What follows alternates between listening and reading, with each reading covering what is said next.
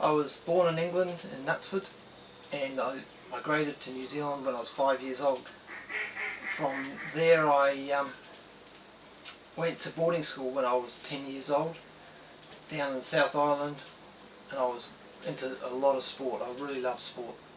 At the age of 13, I moved to Wellington, to boarding school in Wellington. Same time all that time we were living in Blenheim,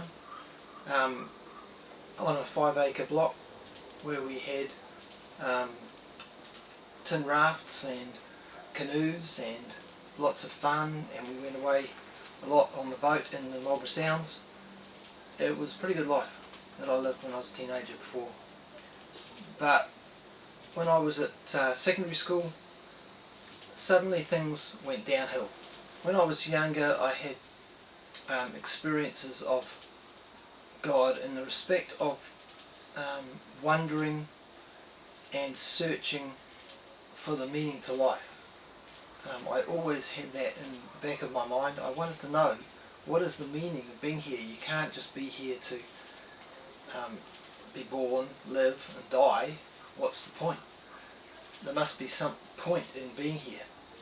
And when I looked at creation, I would think, this is incredible, it's so complex, so beautiful. Science amazed me, and from that I realised, there must be a God, there must be something that created all this. My mum was always what we would call a nominal Christian. She was an Anglican.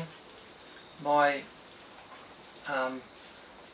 nanny, who moved to New Zealand with us in 1962, she started going to a Baptist church, and I think it was her that prayed for us continuously every week, our whole family, and she was the one that brought us all to know Jesus Christ in the end. I first really heard about Jesus Christ being the Saviour through my brother, who came back from Teachers Training College one holiday and said, I've become a Christian, and all my friends, I brought these friends back with me, and they all talked about God and about Christian things, and it was a bit overwhelming for us, and they would talk in this funny language and they would do funny things, and a bit cultish we thought, but whatever.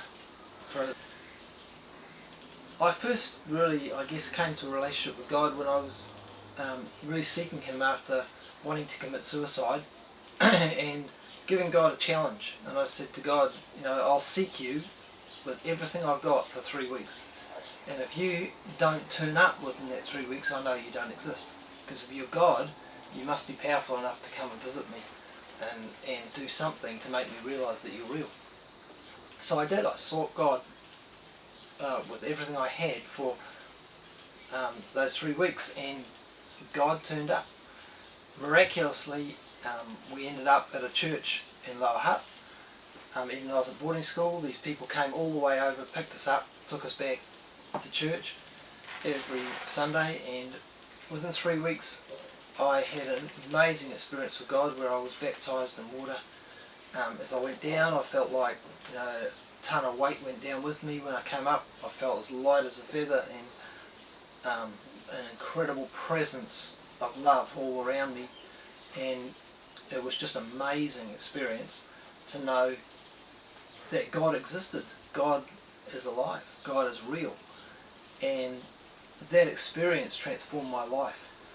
I came up out of the water. I'd never heard of a thing called tongues or speaking in another language, and I came up out of that water just talking in this funny language and wondered what on earth I was. I thought my head had gone a bit funny.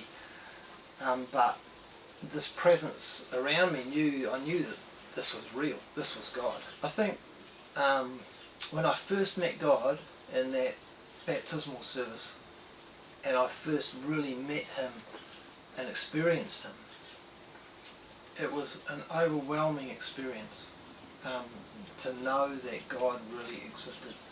And that week started triggering all sorts of thoughts. Well, if God exists, then the Bible must be true. If the Bible's true, then hell exists. And if hell exists, then I was going to hell. I was actually going to be there. And I'm now saved. I'm now from that thing, and Jesus Christ actually is real, and all these things. It was an experience that transformed me, but also brought up all sorts of questions about what was this about then? What am I meant to do now? What's the, all these people are going to hell. What am I meant to do about it? And that's one of the reasons I'm doing this, so that you can hear about it.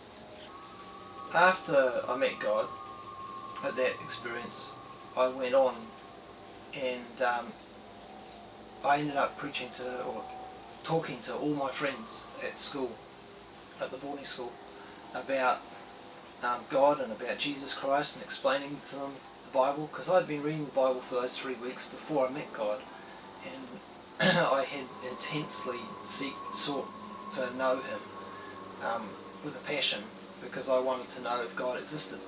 If He didn't exist, then I might as well commit suicide.